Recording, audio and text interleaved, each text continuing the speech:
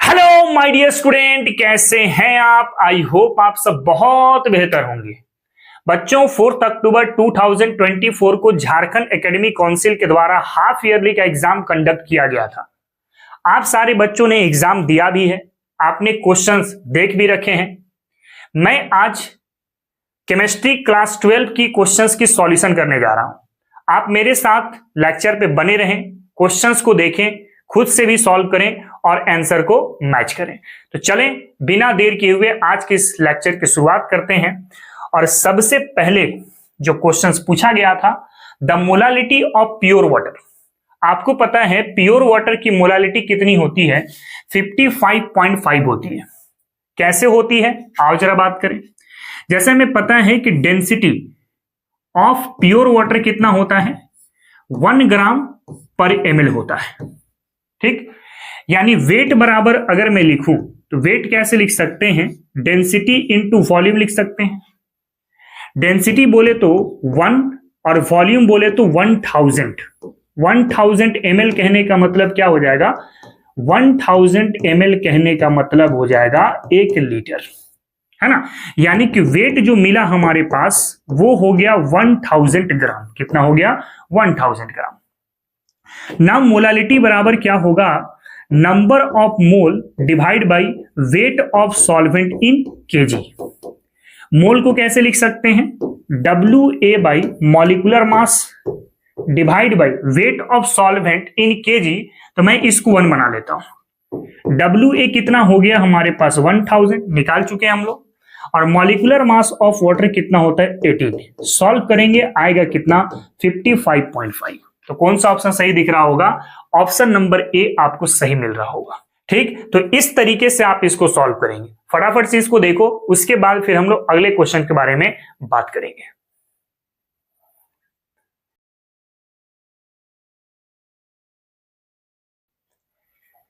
चलो next question की बात आप करते हैं। तो कह रहा है कि the law which indicates the relationship between the solubility of a gas in liquid and pressure is.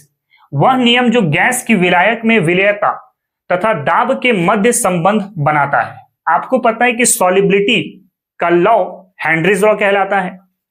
Henry's law क्या कहता है? Solubility directly proportional to partial pressure and partial pressure directly proportional to mole fraction.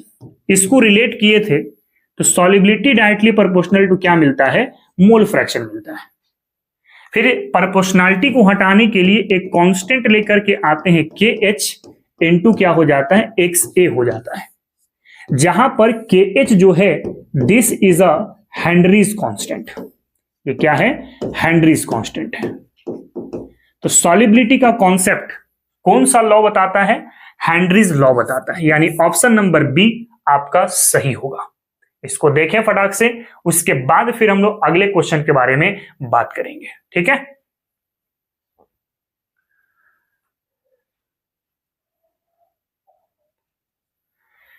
चलो आगे बढ़ते हैं। तो question number 3 क्या है? If molality of dilute solution is double. अगर हम लोग मोलालिटी को डबल कर देते हैं, यानी कि मोललता को दुगना कर देते हैं, then value of molal elevation constant will be. इसका केबी का वैल्यू कितना होगा ये आपको पता करना है। आपको पता है कि केबी एक प्रकार का कांस्टेंट है। क्या है? कांस्टेंट है, जिसका रिलेशन क्या होता है? KB is equal to R into TB square divide by LB into 1000। जहां पे आर क्या है? Gas constant. टीबी क्या है? Boiling point of solvent. LB क्या है? Latent heat of vaporisation. R भी कांस्टेंट है, टी भी कांस्टेंट है और एल भी क्या है? कांस्टेंट है। मतलब पूरा का पूरा वैल्यू आपको क्या मिल रहा है? कांस्टेंट मिल रहा है। ठीक है ना। यहां पे कहीं पर भी मोलालिटी का जिक्र नहीं है, यहां पे कहीं पर भी मोललता का जिक्र नहीं है।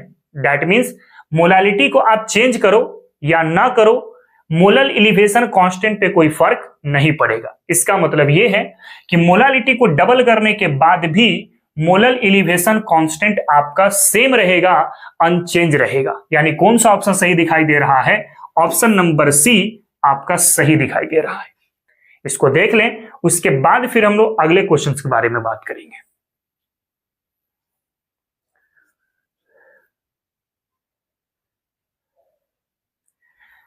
चलिए नेक्स्ट क्वेश्चन कह रहा है हमारे पास, how much ethyl alcohol must be added to 1 litre of water so that the solution will freeze at -14 degree Celsius. KF of water दिया गया है 1.86 डिग्री सेल्सियस पर मोल। 1 लीटर जल में इथाइल एल्कोहल को कितनी मात्रा में मिलाई जाए जिससे इसका विलयन हिमीकरण -14 डिग्री सेल्सियस पर हो। KF का वैल्यू दिया गया है 1.86 डिग्री सेल्सियस पर मोल। आपको पता है एक चीज कि delta TF is equal to क्या होता है, KF इंटू मोलालिटी होता है। और डेल्टा TF को क्या लिखेंगे हम लोग, freezing point of solvent minus freezing point of solution is equal to KF into molality. सही है। अब TF कितना है, freezing point of solvent 0 degree Celsius होता है और सॉल्यूशन का कितना दे दिया गया, -14 डिग्री सेल्सियस। कितना, -14 डिग्री सेल्सियस। और KF है 1.86 एंड मोलालिटी को क्या लिख सकते हैं, mole upon weight of solvent in kg लिख सकते हैं। नाउ इसको अगर आप सॉल्व करते हैं तो आएगा 14 degree Celsius is equal to 1.86 into Na। Weight of solvent को जो है ना, आप 1 लीटर की जगह पे 1 kg सोच के चल दो, है ना, आप इसको 1 लेके चल दो। देयरफॉर Na बराबर क्या मिल जाएगा हमारे पास, 14 बाई 1.86। और अगर आप इसको सॉल्व करते हैं तो कितना निकल करके आएगा, 7.5 मोल निकल करके आ जाएगा। बताओ कौन सा ऑप्शन दिख रहा है, ऑप्शन नंबर ए आपका सही नजर आएगा। ठीक है, इस तरीके से आप इस क्वेश्चन को सॉल्व कर सकते हैं। फटाफट देखें, उसके बाद अगले क्वेश्चंस के बारे में बात करेंगे। ठीक है,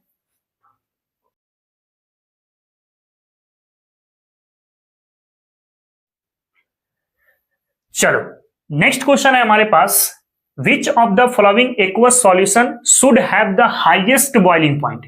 निम्नलिखित में से किस जलीय विलयन का क्वथनांक सबसे अधिक होगा। इन चारों ऑप्शन में से किसकी बॉइलिंग पॉइंट सबसे ज्यादा है, ये आपको पता करना है।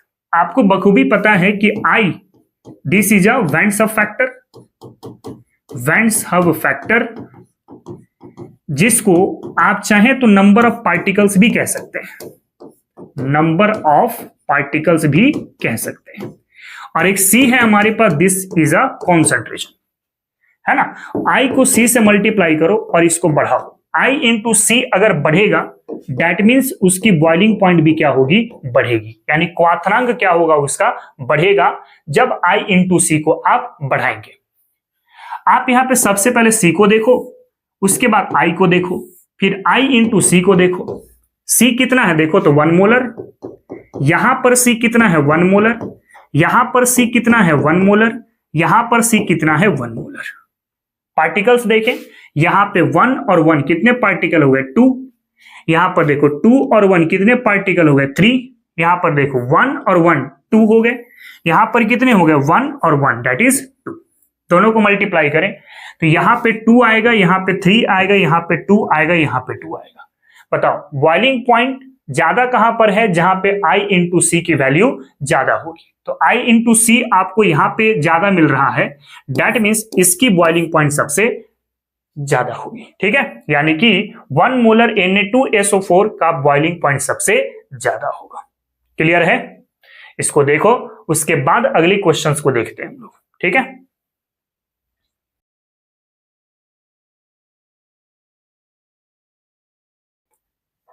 चलो नेक्स्ट क्वेश्चन अगर देखें हम लोग, question number 6, identify ideal solution. आदर्श विलयन ज्ञात करें, इन सब में से कौन सा आपका आइडियल सॉल्यूशन है या आदर्श विलयन है। ठीक है, क्लोरोफॉर्म प्लस एसीटोन। क्लोरोफॉर्म और एसीटोन आपका नेगेटिव डेविएशन कहलाता है। क्या कहलाता है, negative deviation. Ethanol plus acetone ये आपका पॉजिटिव डेविएशन कहलाता है ना। हेक्सेन और हेप्टेन ये आपका आइडियल सॉल्यूशन कहलाता है। आइडियल सॉल्यूशन पकड़ने का तरीका आपको मैं बता रखा हूं कि वैसे कंपोनेंट होंगे जो बोलने में एक जैसा सुनाई देगा, जैसे हेक्सेन हेप्टेन हो गया, मीथेन इथेन हो जाएगा, प्रोपेन ब्यूटेन हो जाएगा, क्लोरोबेंजीन फ्लोरोबेंजीन हो जाएगा। तो बोलने में अगर एक जैसा सुनाई देगा या पोलैरिटी जिसकी एक जैसी होगी वो आमतौर पे आइडियल सॉल्यूशन फॉलो करेगा। यानी इनमें से कौन सा ऑप्शन सही दिख रहा है? ऑप्शन नंबर सी आपका सही दिख रहा है। ठीक है, इसको देखें, उसके बाद अगले क्वेश्चंस को देखते हैं कि अगला क्वेश्चन क्या कह रहा है।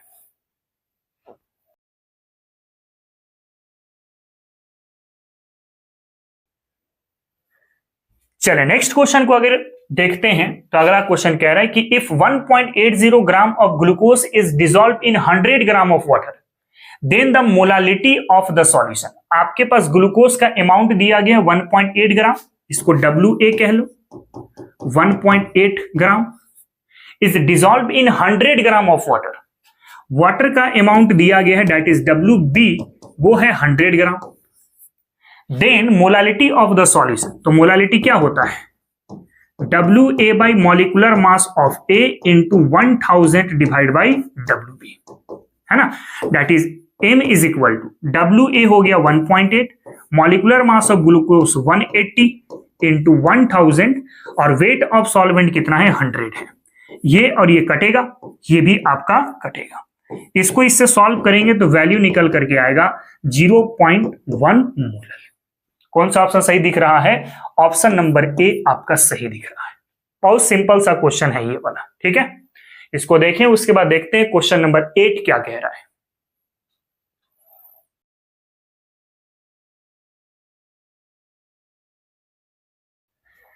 चले नेक्स्ट अगला क्वेश्चन देखें हम लोग। The wands of factor accounts for, आपको पता है कि वैंड्स ऑफ फैक्टर क्या होता है? Number of particle, number of particle after dissociation, after dissociation और एसोसिएशन, और association divide by number of particle initially taken, number of particle initially taken, initially taken. ठीक है, तो वैंड्स ऑफ फैक्टर किसके बारे में बता रहा है? डिसोसिएशन और एसोसिएशन के बारे में बता रहा है। पहला है डिग्री ऑफ सॉल्युबलाइजेशन, सॉल्युबलाइजेशन के बारे में वैंड्स ऑफ फैक्टर नहीं बताता। द एक्सटेंट ऑफ डिसोसिएशन, हाँ डिसोसिएशन के बारे में बता रहे, दैट मीन्स विलय की, वियोजन की सीमा को हम लोग वैंड्स ऑफ फैक्टर बोलते हैं। ठीक है, यानी ऑप्शन नंबर बी आपका सही आंसर होगा। ठीक है, इसको देखें, उसके बाद क्वेश्चन नंबर 9 के बारे में बात करेंगे। ठीक ना,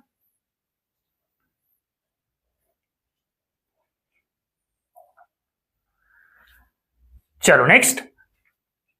A solution of two liquids boils at a temperature more than the boiling point of either of them. What type of deviation will be shown by the solution formed in term of Raoult's law?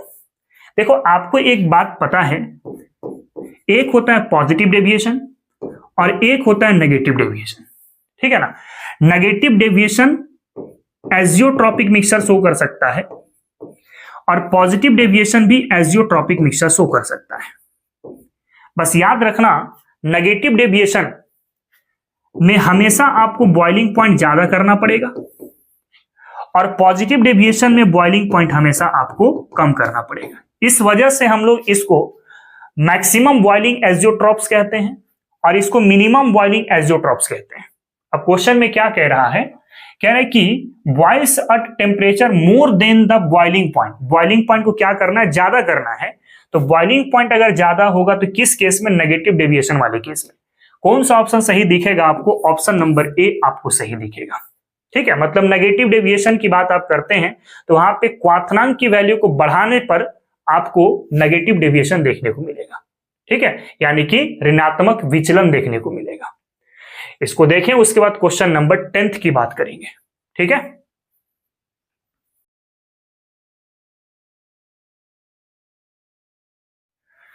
चलो next question अगर हम लोग देखते हैं तो question कह रहा है which of the following is not the category of electrochemical cell. निम्नलिखित में से कौन सा विद्युत रासायनिक सेल की श्रेणी में नहीं आता है? मतलब इलेक्ट्रोकेमिकल सेल इन चारों ऑप्शन में से कौन सा नहीं है, ये आपको पता करना है। बच्चों आपको यह बात पता है कि इलेक्ट्रोकेमिकल सेल होता क्या है? इलेक्ट्रिकल से केमिकल बना सकता है और केमिकल से इलेक्ट्रिकल बना सकता है। मतलब इलेक्ट्रिकल और केमिकल आपस में खेलते रहेंगे, मैटर यही कहता है। वोल्टेइक सेल को हम लोग गैल्वेनिक सेल के नाम से जानते हैं, जो केमिकल एनर्जी को इलेक्ट्रिकल एनर्जी में कन्वर्ट करता है।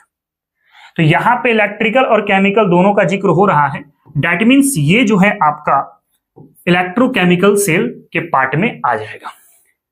इसके बाद है फोटोवोल्टेइक सेल। देखो फोटो का मतलब होता है लाइट, फोटो का मतलब क्या होता है? लाइट, है ना। तो ये लाइट को इलेक्ट्रिकल में कन्वर्ट करेगा, यानी केमिकल से इलेक्ट्रिकल नहीं बनाएगा, ये लाइट से इलेक्ट्रिकल बनाएगा। दैट मीन्स ये आपका इलेक्ट्रोकेमिकल का पार्ट नहीं। नेक्स्ट है इलेक्ट्रोलाइटिक सेल। ये तो है ही, इलेक्ट्रिकल एनर्जी को केमिकल एनर्जी में कन्वर्ट करवाते हैं, तो ये तो इलेक्ट्रो केमिकल सेल है। नेक्स्ट है फ्यूल सेल। फ्यूल सेल तो होता ही है आपका इलेक्ट्रोकेमिकल सेल। तो इसका सही आंसर क्या है? जो इलेक्ट्रोकेमिकल सेल का पार्ट नहीं है वो है आपका फोटोवोल्टेइक सेल। कौन सा है? फोटोवोल्टेइक सेल, यानी कि ऑप्शन नंबर बी आपका सही आंसर होगा। ठीक है, इसको देखें, फिर अगले क्वेश्चंस को देख लेते हैं कि नेक्स्ट क्वेश्चन क्या कह रहा है।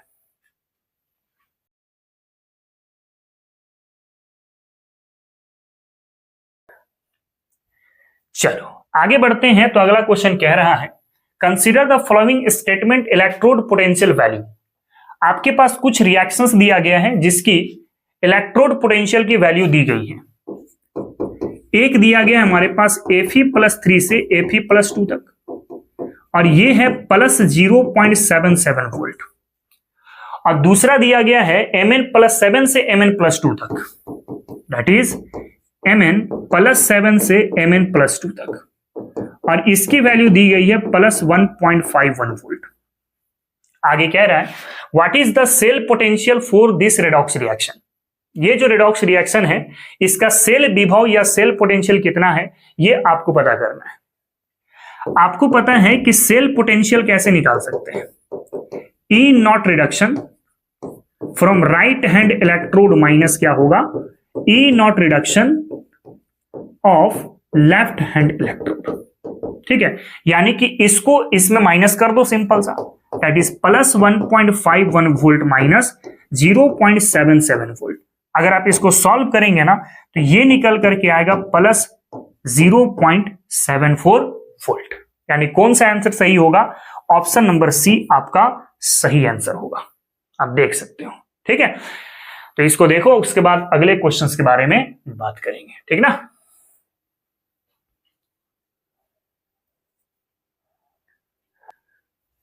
चलो नेक्स्ट क्वेश्चन अगर देखें तो क्वेश्चन कह रहा है if the limiting molar conductivity of calcium +2 and chloride are 119.0 and 76.3 Siemens centimetre square per mole, then the calculate value of limiting molar conductivity of CaCl2 will be. यदि calcium +2 और Cl- की सीमांत molar चालकता 119 और 76.3 Siemens centimetre square per मोल है, तो CaCl2 की सीमांत मोलर चालकता का मान कितना होगा? यानी लिमिटिंग मोलर कंडक्टिविटी कितनी होगी, यही आपसे क्वेश्चन पूछ रहा है। हमारे पास दिया गया है कैल्शियम +2 कितना? 119 साइमन सेंटीमीटर स्क्वायर पर मोल, ठीक ना। और एक है Cl-, ये कितना है? 76.3 साइमन सेंटीमीटर स्क्वायर पर मोल। ठीक, आपका कैल्शियम क्लोराइड किस फॉर्म में ब्रेक होता है? Calcium +2 plus 2 molecule of Cl- में। और मोलर कंडक्टिविटी अगर आप फाइंड आउट करते हैं तो कैसे लिखोगे इसको? λCa+2 प्लस क्या होगा? 2 λCl-, 2 λCl-। आपको पता है कि जो मोल का पार्ट है वो लैम्डा से बाहर आ जाता है मोलर कंडक्टिविटी निकालने के दौरान। अब कैल्शियम +2 का वैल्यू है 119 और Cl- का वैल्यू दिया गया 76.3। इसको अगर सॉल्व करोगे तो आएगा 271.6 साइमन सेंटीमीटर स्क्वायर पर मोल। यानी कौन सा ऑप्शन सही दिख रहा है? ऑप्शन नंबर बी आपका सही दिख रहा है। ठीक है, तो इस तरीके से आप क्वेश्चन नंबर 12 की सॉल्यूशन करेंगे। ठीक है, इसको देखें, उसके बाद फिर अगले क्वेश्चंस के बारे में बात करेंगे। ठीक ना।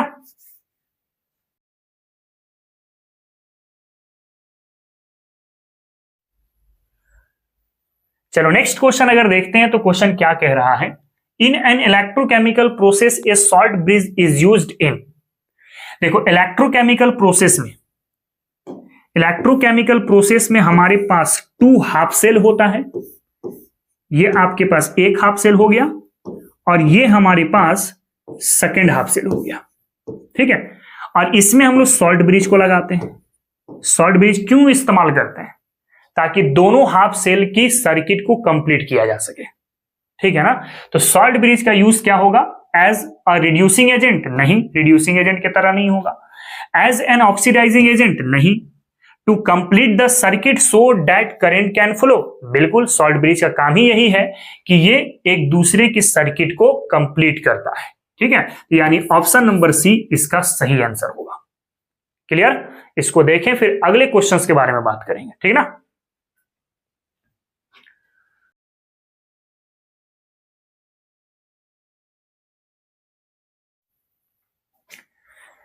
चलिए नेक्स्ट क्वेश्चन नंबर 14 को देखते हैं, क्या कह रहा है। A device that converts the energy of combustion of fuels like hydrogen and methane directly into electrical energy. आपको पता है कि केमिकल एनर्जी को इलेक्ट्रिकल एनर्जी में जो कन्वर्ट करता है, केमिकल एनर्जी ऑफ फ्यूल कह सकते हो, उसको हम लोग फ्यूल सेल के नाम से जानते हैं। कौन सा सेल? फ्यूल सेल के नाम से जानते हैं। तो ऑप्शन नंबर डी इसका सही आंसर होगा, ठीक है ना। जिसमें हाइड्रोजन और मीथेन का भी आप इस्तेमाल करते हैं, ये एज अ फ्यूल काम करता है। क्लियर?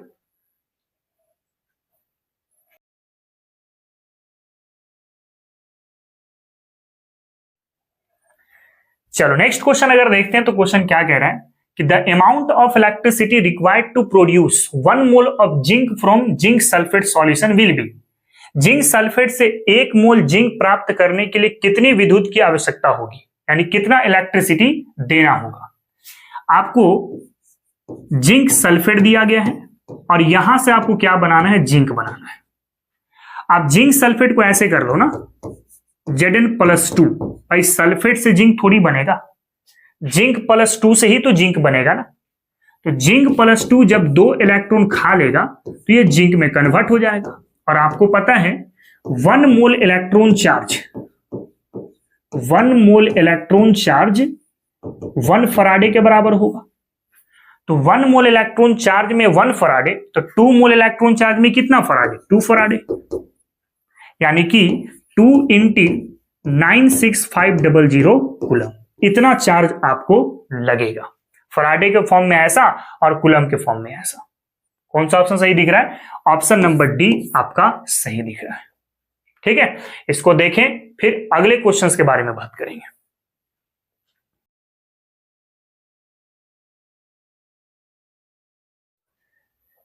चलो next question number 16, Faraday's law of electrolysis is related to. देखो फराडे में 2 लॉ मैंने आपको पढ़ा रखा है। एक है Faraday first law. Faraday first law के अकॉर्डिंग क्या कहता है कि amount of substance deposited at electrode is directly proportional to quantity of electricity. एक तो ये करता है। और सेकेंड लॉ क्या कहता है? Ratio of amount of substance is equal to their equivalent mass. तो बताओ फराडे सेकेंड लॉ किसको रिलेट कर रहा है? इक्विवेलेंट मास को। किसको रिलेट कर रहा है? इक्विवेलेंट मास को। यानी कि ऑप्शन नंबर डी इसका सही आंसर होगा, ठीक है।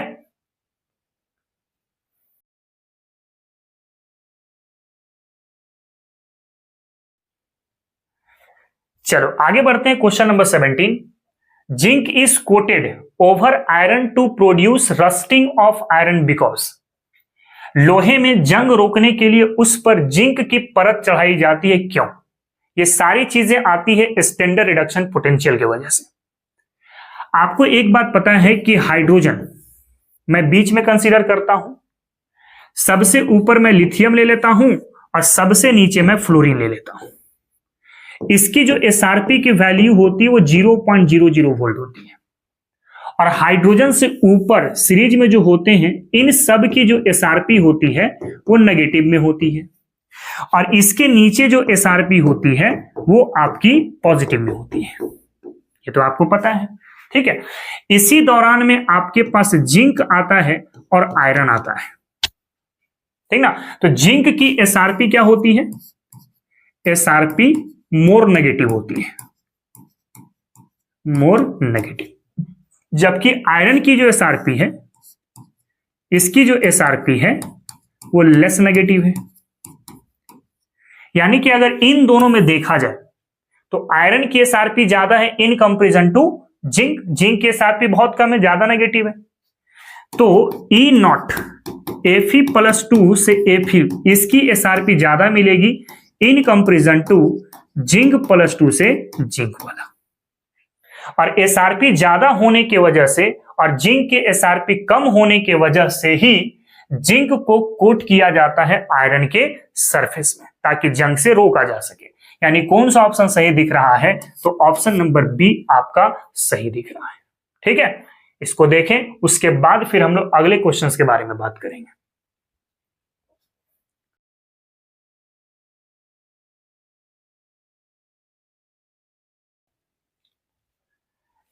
चलो नेक्स्ट क्वेश्चन अगर देखते हैं, question number 18, units of properties and their measurement are given below, which of the properties has not been match correctly.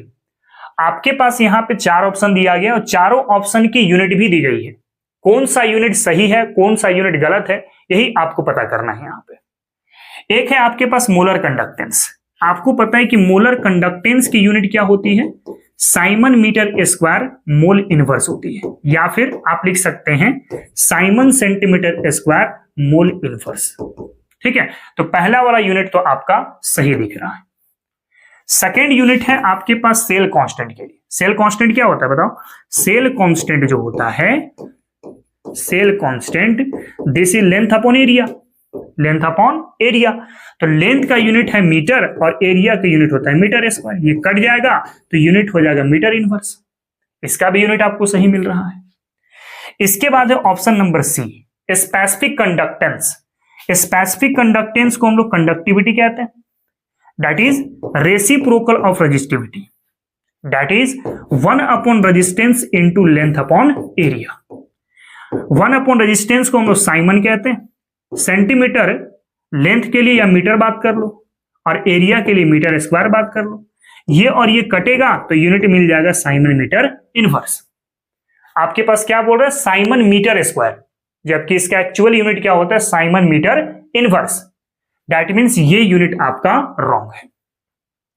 और इक्विवेलेंट कंडक्टेंस का यूनिट होता है siemens metre square gram equivalent inverse. ये आपका unit सही है। तो इसका कौन सा यूनिट गलत है? ऑप्शन नंबर सी वाला। ठीक है, इसको जरा देखें, उसके बाद फिर अगले क्वेश्चंस को देख लेते हैं। अगला क्वेश्चन क्या है?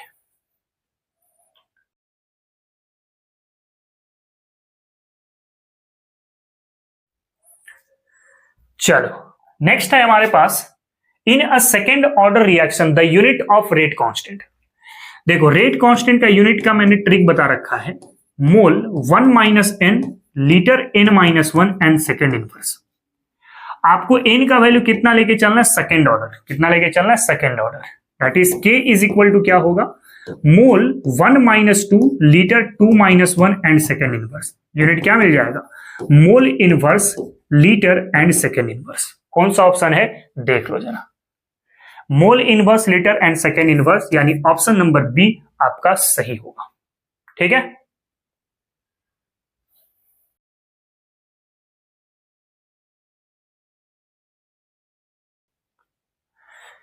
चलो नेक्स्ट क्वेश्चन देखते हैं, question number 20। For the reaction A+2B react करके AB2 बन रहा है। The order with respect to reactant A is 2। A का ऑर्डर ऑफ रिएक्शन कितना है? तो 2 है। And with respect to B is 0। B का जो ऑर्डर ऑफ रिएक्शन है वो कितना है? आपका 0 है। What will be the change in rate of reaction if the concentration of A is double? क्या होगा अगर A की कॉन्सेंट्रेशन को डबल करते हैं तो उसके रेट पे कितना इंक्रीज करेगा या डिक्रीज करेगा? हिंदी वाले पढ़ लो एक बार। A+2B से रिएक्ट करके AB2 बन रहा है। अभिक्रिया के लिए अभिकर्मक A के संदर्भ में क्रम 2 तथा B के संदर्भ में 0 क्रम है। अभिक्रिया का वेग दर कैसे प्रभावित होगा यदि A की सांद्रता को दुगनी कर दिया जाए, यानी कि A की कॉन्सेंट्रेशन को डबल करना है। तो इसको हम लोग R1 क्या लेते हैं?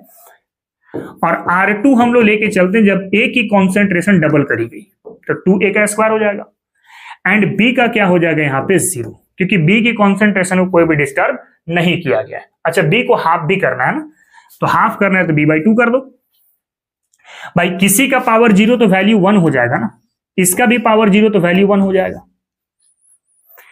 That means R1 upon R2 is equal to क्या मिला, तो A का स्क्वायर, यहाँ पे K और K छूटा है, KA का square by K into 4A का क्या हो जाएगा, स्क्वायर हो जाएगा। ये कटेगा, K से K कटेगा, तो R2 बराबर क्या मिल जाएगा, 4R1।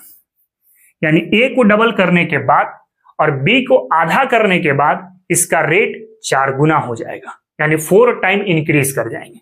देखिए कौन सा ऑप्शन सही है, इंक्रीज 4 टाइम, यानी ऑप्शन नंबर ए आपका सही दिखेगा। ठीक है, इसको फटाक से देख लो, उसके बाद फिर अगले क्वेश्चंस को देख लेते हैं।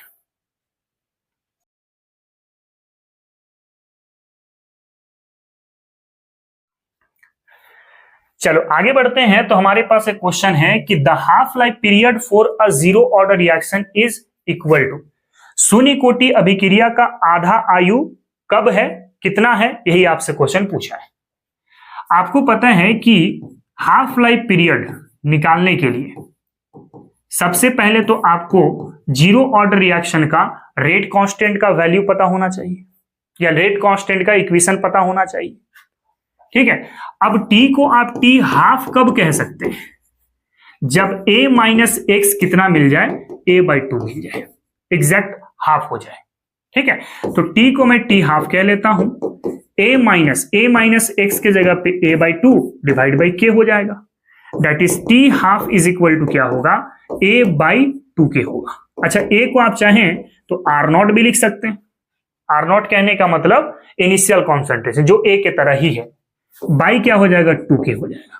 कौन सा ऑप्शन दिखेगा बताओ, ये तो नहीं है, ये तो नहीं है, आपका ऑप्शन नंबर डी दिखाई दे रहा है।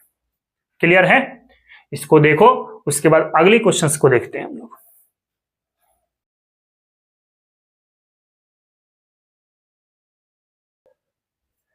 चलो नेक्स्ट क्वेश्चन देखते हैं, question number 22। The graph below shows the variation in concentration of reactants against time for 2 different reaction. अलग अलग रिएक्शन के लिए ग्राफ दिया गया है। What are the order of the reaction represent, ये किस कोटि से बिलोंग कर रहा है या किस ऑर्डर से बिलोंग कर रहा है, और ये किस ऑर्डर से बिलोंग कर रहा है, यही आपसे पूछ रहा है। देखो यहाँ पे एलएन का जिक्र है, और आपको पता है एलएन का जिक्र कब होता है, जब फर्स्ट ऑर्डर की बात होती है। किसकी बात होती है, फर्स्ट ऑर्डर की। और एलएन को हटा दिया जाए तो ये जीरो ऑर्डर की बात करती है। यानी ये पहला अगर आप जीरो ऑर्डर की बात करेगा, और दूसरा ग्राफ आपका फर्स्ट ऑर्डर की बात करेगा। तो कौन सा ऑप्शन दिख रहा है बताओ, 0 और 1, यानी ऑप्शन नंबर ए इसका सही है। क्लियर है, इसको देख लो, उसके बाद अगला क्वेश्चन देखेंगे।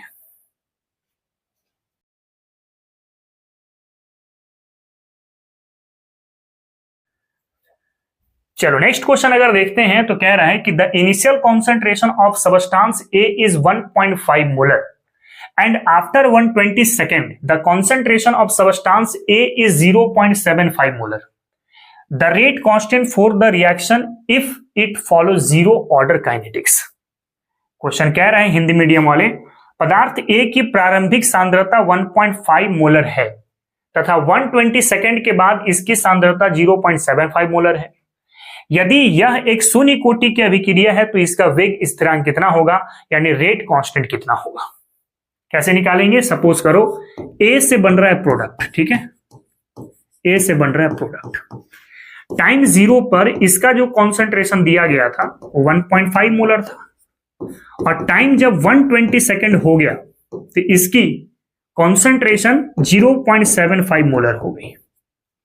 तो आपसे क्वेश्चन ये पूछा है कि रेट कांस्टेंट का वैल्यू कितना होगा, और ये जीरो ऑर्डर से बिलोंग कर रहा है, ये बात मत भूलना, ठीक ना। तो रेट बराबर क्या लिखते हैं हम लोग, k इंटू ए के पावर 0। क्यों 0 लिख रहा हूं, क्योंकि क्वेश्चन पे जीरो ऑर्डर की बात कर रहा है। और रेट को और लिख सकते हैं हम लोग, rate of disappearance of A by time लिख सकते हैं, इज इक्वल टू क्या हो जाएगा, k हो जाएगा। अब a के पावर 0 तो वैल्यू 1 हो जाएगी। अब यहां पर डिफरेंस ऑफ कॉन्सेंट्रेशन ऑफ ए लगा लो। फाइनल कॉन्सेंट्रेशन कितना था 0.75, इनिशियल कॉन्सेंट्रेशन कितना था 1.5 और टाइम टोटल कितना था तो 120 इज इक्वल टू क्या हो जाएगा के। सॉल्व करें, -0.75 plus 1.5 divide by 120 is equal to k. तो के बराबर क्या मिल जाएगा, ये हो जाएगा 0.75 बाई 120। सॉल्व करेंगे तो कितना आ जाएगा, ये आ जाएगा 0.00625 मोल लीटर इनवर्स और सेकेंड इनवर्स। यही यूनिट क्यों होगा, क्योंकि जीरो ऑर्डर का रेट कांस्टेंट का यूनिट यही होता है। कौन सा ऑप्शन दिखेगा सही, ऑप्शन नंबर ए आपका सही दिखेगा। ठीक है, इसको देखो, उसके बाद हम लोग अगला क्वेश्चन देखेंगे।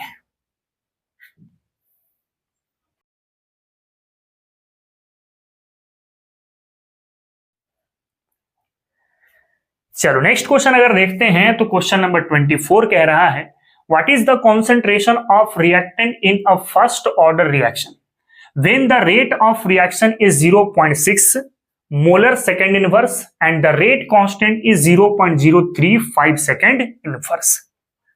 ठीक है, तो आपके पास रेट दिया गया है k इंटू ए का पावर 1, तभी फर्स्ट ऑर्डर से बिलोंग करेगा। इसका रेट कितना दिया गया 0.6 और रेट कांस्टेंट कितना दिया गया तो 0.035 इंटू ए के पावर 1। आपको क्या पता करना है, कॉन्सेंट्रेशन यानी ए कितना होगा ये पता करना है। तो ये होगा 0.6 बाई 0.035। इसको सॉल्व करेंगे ना तो ये आ जाएगा 17.14 मोलर। ठीक है, कौन सा ऑप्शन सही है, ऑप्शन नंबर बी आपका सही है। कर सकते हो, इसको देखें, उसके बाद अगला क्वेश्चन देख लेते हैं।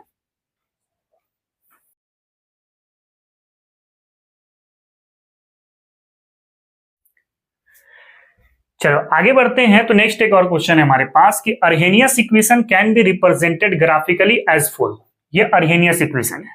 The intercept and slope of the graph are respectively. आपको बताना है कि इंटरसेप्ट कितना है और इस ग्राफ का स्लोप कितना है।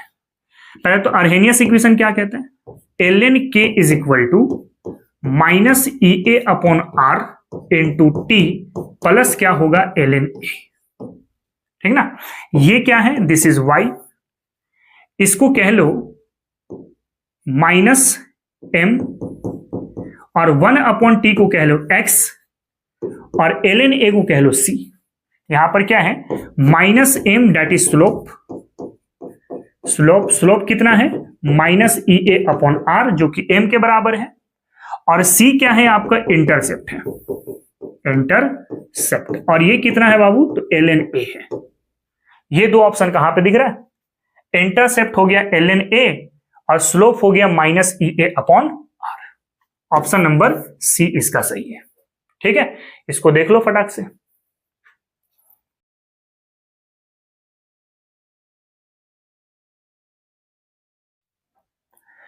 चलो नेक्स्ट क्वेश्चन अगर देखते हैं, question number 26, which of the following statement is true. इनमें से कौन सा स्टेटमेंट सही है। Molecularity of reaction can be zero और अ फ्रैक्शनल नहीं, ये कभी भी जीरो नहीं होता, मॉलिक्युलरिटी हमेशा होल नंबर पे लिखे जाते हैं। नेक्स्ट है molecularity has no meaning for complex reaction, नहीं, ये कॉम्प्लेक्स रिएक्शन में भी बात किया जाता है। ठीक है, नेक्स्ट है molecularity of reaction is an experimental quantity, नहीं, मॉलिक्युलरिटी को आप थ्योरेटिकल कॉन्सेप्ट से देख सकते हैं। उसके बाद reaction with the molecularity 3 are very rare but are fast, बिल्कुल मॉलिक्युलरिटी 3 होता है, रेयरली होता है, लेकिन जब भी होता है तो ये बहुत ज्यादा तेज होता है या बहुत ज्यादा फास्ट होता है। तो इसका करेक्ट ऑप्शन कौन सा है, ऑप्शन नंबर डी इसका करेक्ट ऑप्शन है। ठीक है ना।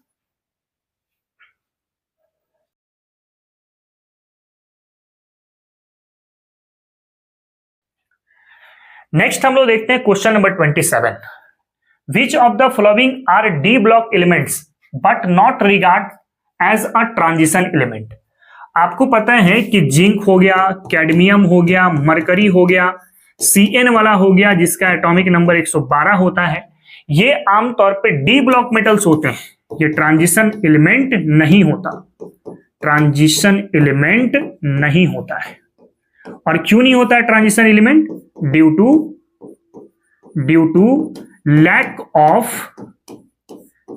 Of partially filled d orbital, partially filled d orbital. यहां पे कोई भी डी ऑर्बिटल पार्शियली फिल्ड नहीं होता, इसलिए ये हमेशा डी ब्लॉक की तरह काम करेगा, ट्रांजिशन मेटल की तरह काम नहीं करेगा। कौन सा ऑप्शन सही है? ऑप्शन नंबर सी आपका सही है। ठीक है,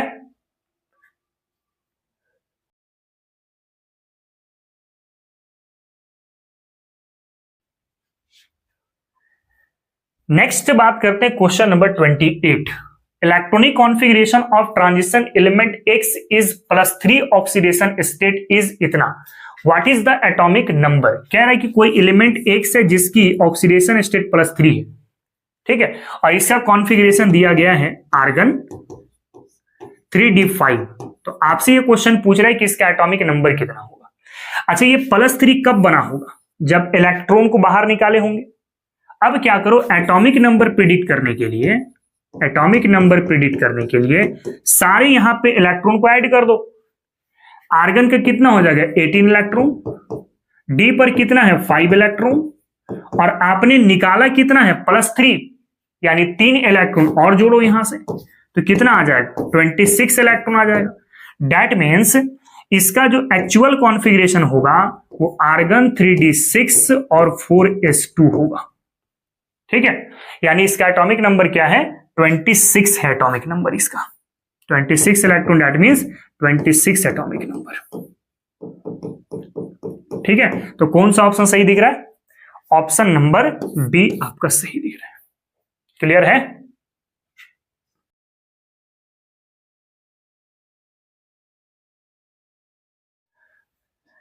चलो नेक्स्ट क्वेश्चन देखते हैं। 29 क्या कह रहा है कि which of the following elements is colourless. Colourless check करने के लिए देखो कि कहां पे अनपेयर्ड इलेक्ट्रॉन नहीं है। जहां पे अनपेयर्ड इलेक्ट्रॉन होगा वो कलर होगा, और जहां पे अनपेयर्ड इलेक्ट्रॉन नहीं होगा वो कलरलेस होगा। ठीक है, सबसे पहले टिटेनियम +4। टिटेनियम +4 कहने का मतलब 3d0 और 4s0 कॉन्फ़िगरेशन हो गया। Fe+2 कहने का मतलब 3d6 हो गया और 4s0 हो गया। यहां पे तो कलर्ड है। कितना अनपेयर्ड इलेक्ट्रॉन है? अनपेयर्ड इलेक्ट्रॉन कितना है? अनपेयर्ड इलेक्ट्रॉन कितना है? तो यहां पे 4 मिल जाएगा। कैसे निकालते हैं? 10 में से 6 को माइनस कर दो तो बचा वो अनपेयर्ड इलेक्ट्रॉन हो जाएगा। इसके बाद Mn+3, Mn+3 that is 3d4 and 4s0। Unpaired electron कितना दिख रहा है? तो भाई यहां पे इलेक्ट्रॉन 4 ही है ना, जो 5 से कम है, दैट मीन्स अनपेयर्ड इलेक्ट्रॉन यहां भी कितना है? 4 है, तो ये भी कलर होगा आपका। इसके बाद निकेल +2 है तो 3d8 होगा और 4s0 होगा। अनपेयर्ड इलेक्ट्रॉन अगर आप देखते हैं तो कैसे निकालते हो? अगर डी में इलेक्ट्रॉन 5 से ज्यादा है तो 10 में से उसको माइनस कर दो, तो 10 में से 8 जाएगा, तो अनपेयर्ड कितना हो गया? 3 हो गया। तो ये भी कलर है, ये भी कलर है, ये भी कलर है, और यहाँ पे कोई अनपेयर्ड इलेक्ट्रॉन नहीं है। दैट मीन्स ये आपका कैसा होगा? कलरलेस होगा। इसका सही ऑप्शन कौन सा है? ऑप्शन नंबर ए इसका सही है। इसको पहले देखो, उसके बाद नेक्स्ट क्वेश्चन की चर्चा हम लोग करते हैं। ठीक है,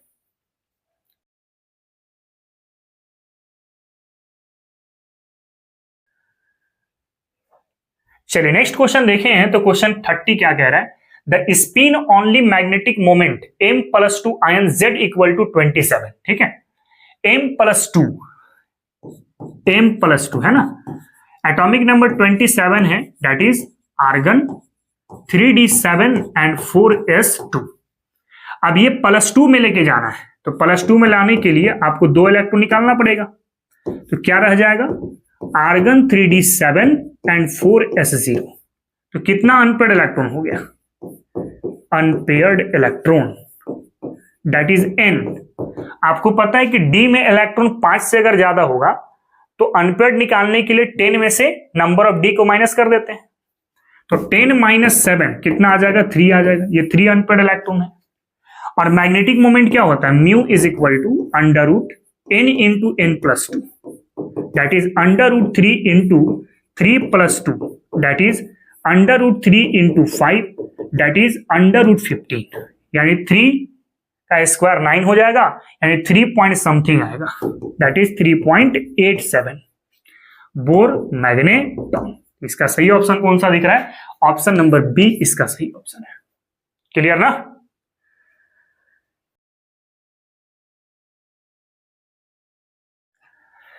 चलो नेक्स्ट क्वेश्चन अगर देखते हैं तो क्वेश्चन कह रहा है कि which of the following oxidation state is common for all lanthanides. Lanthanides series की या एक्टिनाइड सीरीज की मोस्ट कॉमन ऑक्सीडेशन स्टेट कितनी होती है? +3 होती है। कितनी होती है? +3 होती है, यानी ऑप्शन नंबर बी इसका सही होगा। ठीक ना?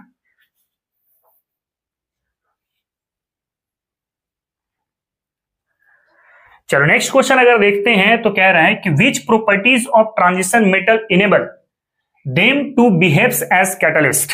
किस गुण के कारण संक्रमण धातु उत्प्रेरक का कार्य करते हैं? आपको पता है कैटलिस्ट शो करने के 4 रीजन होते हैं। सबसे पहला रीजन होता है कि उसके पास वैकेंट डी ऑर्बिटल होना चाहिए। दूसरा होता है कि उसके पास वेरिएबल ऑक्सीडेशन स्टेट होनी चाहिए। और तीसरा होता है कि वो रिएक्टेंट से मिल करके आसानी से इंटरमीडिएट का फॉर्मेशन करना चाहिए। और चौथा, उसके मेटल लैटिस में कुछ डिफेक्ट देखने को मिलना चाहिए। तो ये 4 रीजन में से कोई एक रीजन ऑप्शन में दिखेगा तो वो आपका करेक्ट होगा। तो कैटलिस्ट होने के लिए मेल्टिंग पॉइंट हाई लो से कोई मतलब नहीं है, हाई आयनाइजेशन एंथैल्पी से कोई मतलब नहीं है, एलॉय फॉर्मेशन से भी कोई मतलब नहीं है। वेरिएबल ऑक्सीडेशन स्टेट होगा तो कैटलिस्ट की तरह बिहेव करेगा वो। ठीक है, यानी ऑप्शन नंबर डी इसका सही होगा। 4 रीजन होते हैं कैटलिस्ट हो करने का। ऑक्सीडेशन स्टेट वेरिएबल हो, दूसरा वैकेंट डी ऑर्बिटल हो, तीसरा रिएक्टेंट से मिल करके आसानी से इंटरमीडिएट बना दे, और चौथा उसके मेटल लैटिस में कोई डिफेक्ट नजर आ जाए। ये 4 रीजन होते हैं कोई भी कैटलिस्ट शो करने के लिए। ठीक ना?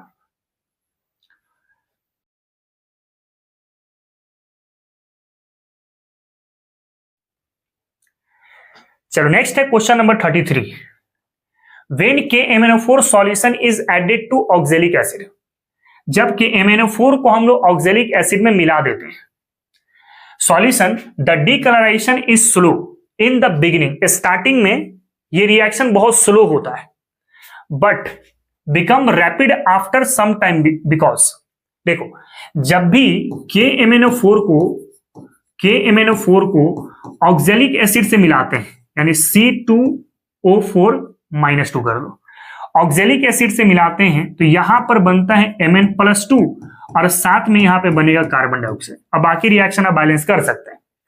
तो ये जो Mn+2 जब तक नहीं बना था तब तक रिएक्शन ये बहुत धीरे धीरे होता है, लेकिन एक मर्तबा Mn+2 बन जाए तो ये रिएक्शन फिर फास्ट हो जाता है। इसका मतलब ये एक कैटलिस्ट की तरह काम करता है, इसके जैसा कैटलिस्ट की तरह। और ये कैटलिस्ट आपने बाहर से नहीं डाला है, इसी रिएक्शन में ये कैटलिस्ट डेवलप हुआ है, इसीलिए हम इसको नाम देते हैं ऑटो कैटलिस्ट। क्या नाम देते हैं? Auto catalyst. खुद ही वो कैटलिस्ट की तरह बिहेव करने लगेगा। तो Mn+2 आपका ऑटो कैटलिस्ट की वजह से ये रिएक्शन थोड़ा सा फास्ट करवा लेगा। तो कौन सा ऑप्शन सही दिख रहा है? Mn+2 acts as a auto catalyst. Mn+2 स्व उत्प्रेरक के जैसा काम करेगा। तो ऑप्शन नंबर सी इसका सही होगा। ठीक है,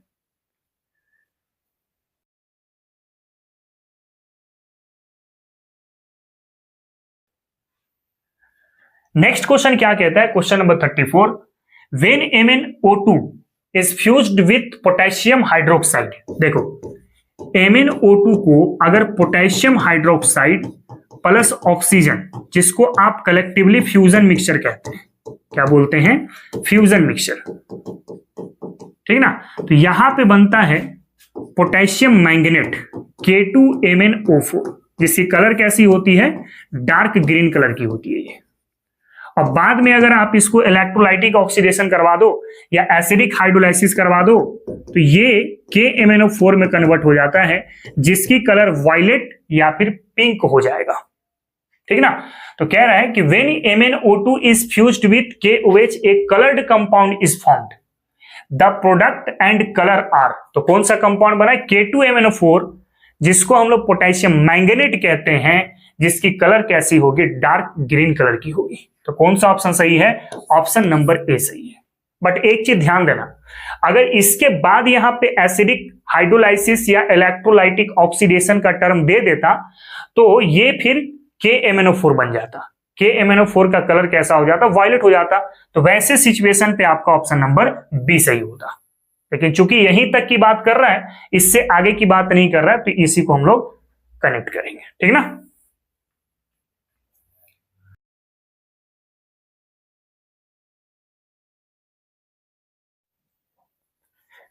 चलो नेक्स्ट क्वेश्चन 35 देखते हैं।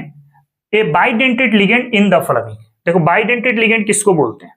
एक ऐसा लिगेंड जिसके पास दो डोनर साइट होना चाहिए या दो डोनर एटम होना चाहिए, उसको बाइडेंटेड लिगेंड बोलते हैं। ऑक्जेलेट आयन का फॉर्मूला होता है COO- एंड COO-। यहां पे देखो तो दो डोनर साइट है, एक O- ऊपर, एक O- नीचे, दो डोनर साइट है, तो ये बाइडेंटेड की तरह काम करेगा। इस वाले केस में देखो तो नाइट्रोजन है और एक ऑक्सीजन है, ठीक है ना। तो ये एक्चुअली में एम्बिडेंट लिगेंड की तरह काम करता है, कभी कोऑर्डिनेट करेगा ऑक्सीजन तो कभी कोऑर्डिनेट करेगा नाइट्रोजन, बशर्ते कि यहां पे 2 होना चाहिए। और अगर 3 होगा तो यूनिडेंटेड की तरह काम करेगा, और 2 होगा तो एम्बिडेंट लिगेंड की तरह। फिर NH3 में अगर देखें तो नाइट्रोजन के पास लोन पेयर है, इसका मतलब डोनेट करने की क्षमता सिर्फ एक ही एलिमेंट के पास है, तो ये भी एक यूनिडेंटेड की तरह काम करेगा। वाटर में बात करें तो ऑक्सीजन के पास लोन पेयर है, यानी एक ही एटम है जिसके पास कोऑर्डिनेट करने की क्षमता है, तो ये भी आपका यूनिडेंटेड की तरह काम करेगा। मतलब बाइडेंटेड कौन सा हुआ? ऑप्शन नंबर ए हुआ, ठीक है।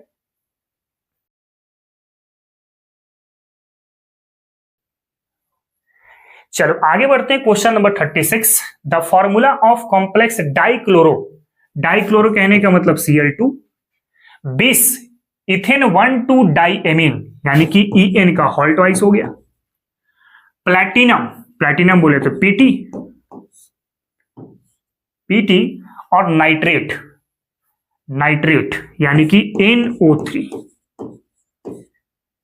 है ना। तो यहां से -2 हो जाएगा और यहां से 0, यहां पे 2 लगाना पड़ेगा। तो कौन सा ऑप्शन दिख रहा है? यही है कंपाउंड जिसकी नोमेनक्लेचर दी गई है, ठीक ना।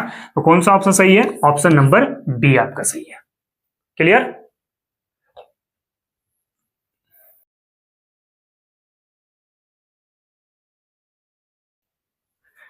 नेक्स्ट बच्चों हम लोग देखते हैं question number 37। The correct IUPAC name of, आपके पास एक लिगेंड है अमाइन और एक लिगेंड है आपके पास क्लोराइडो। अल्फाबेट में ए पहले आते थे, इसको पहले लिखो, यानी क्या होगा? डाइअमाइन, डाइक्लोराइडो, डाइक्लोराइडो, प्लैटिनम, प्लैटिनम, और इसका ऑक्सीडेशन स्टेट निकाल लो। x + 0 - 2 = 0, तो x बराबर कितना हो जाएगा? 2, यानी इसका ऑक्सीडेशन स्टेट कितना है? 2 है। यही इस कंपाउंड का IUPAC नोमेनक्लेचर होगा, यानी डाइअमाइन डाइक्लोराइडो प्लैटिनम 2, यानी ऑप्शन नंबर ए आपका सही है। कर सकते हो।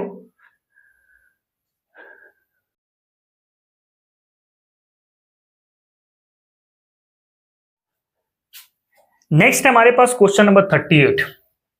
What kind of isomer exist between this compound and this compound. देखो यहां पे वाटर सारे अंदर के साइड में है, यहां पे एक वाटर बाहर के साइड में है। अगर हमारे पास कॉम्प्लेक्स में वाटर प्रेजेंट होता है और अंदर के लिगेंड के साथ ये वाटर इंटरचेंज करता है, तो इस टाइप के आइसोमर को हम लोग हाइड्रेटेड आइसोमरिज्म कहते हैं या फिर सॉल्वेटेड आइसोमरिज्म कहते हैं, ठीक है। कॉम्प्लेक्स में सिंपल देखना, अगर पानी मौजूद है, वाटर मौजूद है, तो आंख बंद करके कौन सा आइसोमर सोचेंगे? हाइड्रेटेड आइसोमरिज्म सोचेंगे या फिर सॉल्वेटेड आइसोमरिज्म सोचेंगे।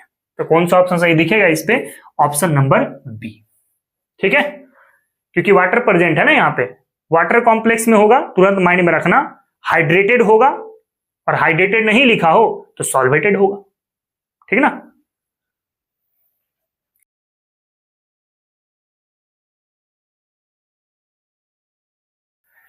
चलो नेक्स्ट क्वेश्चन नंबर 39 को देखें। कह रहे कि how many ion will be produced by the complex compound when it dissolve in water.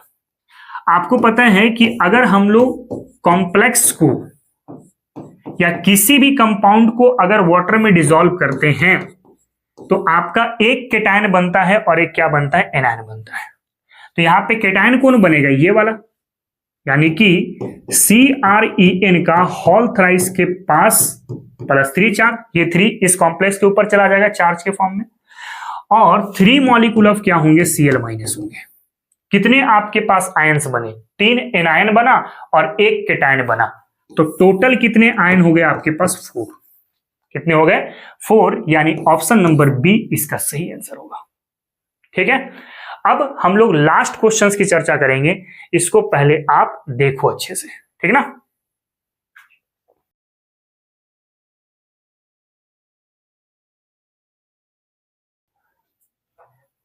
चलो लास्ट क्वेश्चन देख लेते हैं, question number 40। Which of the following coordination compound is diamagnetic that has 0 unpaired electron and has an octahedral geometry. देखो octahedral geometry के लिए ना coordination number कितना होना चाहिए, 6 होना चाहिए, और डायमैग्नेटिक होने के लिए अनपेयर्ड इलेक्ट्रॉन नहीं होना चाहिए, मतलब लैक ऑफ अनपेयर्ड इलेक्ट्रॉन कह सकते हो, लैक ऑफ अनपेयर्ड इलेक्ट्रॉन। या सारे इलेक्ट्रॉन कैसे होंगे, पेयर्ड होंगे, सारे इलेक्ट्रॉन कैसे होंगे, पेयर्ड होंगे। ठीक है, अब हमें चेक करना है इस कॉम्प्लेक्स में से। सबसे पहले आप कोऑर्डिनेशन के आधार पे ऑक्टाहेड्रल को देखो, यहां पे कोऑर्डिनेशन 4 है, ये ऑक्टाहेड्रल नहीं हो सकता, कोऑर्डिनेशन हमेशा 6 होगा तो ही ऑक्टाहेड्रल होगा। फिर यहां पे भी कोऑर्डिनेशन नंबर 4 है, दैट मींस ये भी ऑक्टाहेड्रल नहीं हो सकता। अब पॉसिबिलिटीज ए और सी में है, ए और सी में, ठीक ना। देखो आमतौर पे जो स्ट्रॉन्ग लिगेंड वाले होते हैं, जो स्ट्रॉन्ग लिगेंड होते हैं, स्ट्रॉन्ग लिगेंड, उस केस में आपको पेयरिंग देखने को मिलता है, पेयरिंग देखने को मिलता है, ठीक है। और जो वीक लिगेंड होते हैं, जो वीक लिगेंड होते हैं, वहां पे आमतौर पे पेयरिंग देखने को नहीं मिलता है, पेयरिंग देखने को नहीं मिलता है। जैसे मैं FeCN का होल 6-4 ले लेता हूं। अगर आप आयरन की ऑक्सीडेशन स्टेट देखें तो कितना हो रहा होगा, +2। कॉन्फ़िगरेशन करेंगे तो आएगा 3d6 और साथ में होगा 4s0। तो d ऑर्बिटल है हमारे पास, d ऑर्बिटल 6 इलेक्ट्रॉन है, 1 2 3 4 5 और एक 6।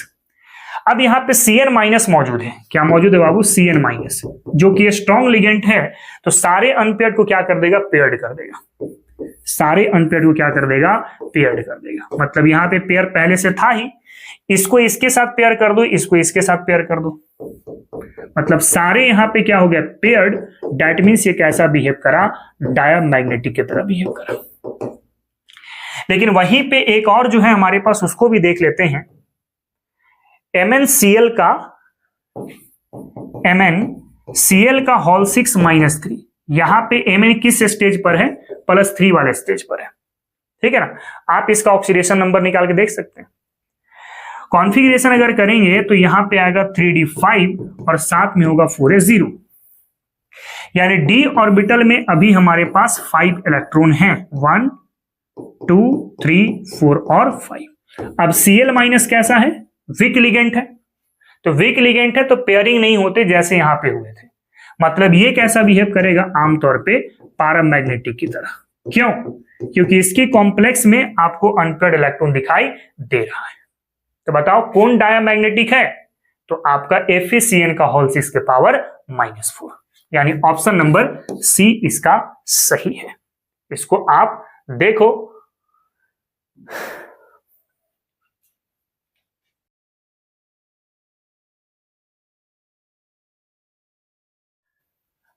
तो बच्चों टोटल इतने ही क्वेश्चन था हमारा हाफ ईयरली के एग्जाम में। आई होप आपने सारे क्वेश्चंस के सॉल्यूशन देखे होंगे। जो क्वेश्चन गलत हुआ है आप उसको भी देखे होंगे कि आपकी वो क्वेश्चन गलत क्यों हुई है। तो बच्चों मैं आपको बेस्ट विशेष दे रहा हूं कि आप बेस्ट से बेस्ट नंबर लेके आ सको। फिलहाल हम लोग आज के लेक्चर को यहीं पे रोकेंगे और मिलेंगे फिर हम लोग नेक्स्ट क्लास पर नए जोश के साथ, नए उमंग के साथ। आज के लिए इतना ही। जय हिंद, जय भारत और जय विज्ञान। बच्चों अगर आपको ये लेक्चर पसंद आया है तो मेरे इस लेक्चर को लाइक करें, चैनल को सब्सक्राइब करें और इसे अपने फ्रेंड तक भी शेयर करें ताकि उन्हें भी इसका फायदा मिल सके। और आप मुझे कमेंट सेक्शन में ये बता देना कि आपने कितना मार्क्स ऑब्टेंड किया है। ठीक है, थैंक यू वेरी मच।